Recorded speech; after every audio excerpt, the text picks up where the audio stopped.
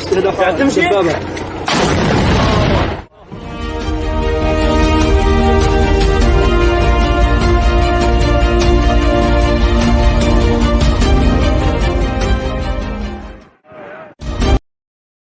the past 4 years, journalist Nawroz Rasho has called this camp in the Shahba region of northern Syria home.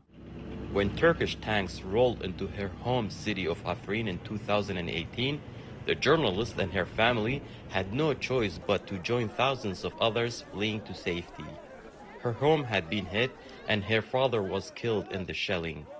Now, Rasho lives in a camp for people displaced by the fighting. My father's death made me realize even more how important journalism is. It made me understand how journalists, under these circumstances, become part of the story. They can be victims too. I realized that journalism, for people like myself, is more than just a job. Rasho, who's 31, spends her days reporting on the lives of those around her for VOA and other news outlets. With the shared experience, her new neighbors open up to her. One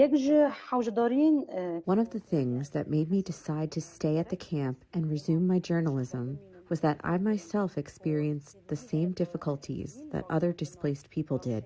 I saw that there were still many stories that needed to be told and shared with the world. The more she reports, the more Rasho sees the impact her work has on the lives of others. In 2019, she reported on a man left with permanent injuries from a bomb blast who had learned to play the drums. When others heard his story, they encouraged him to perform in the camp. But reporting as a displaced person is not without challenges. Journalists like Rasho often lack space and adequate equipment.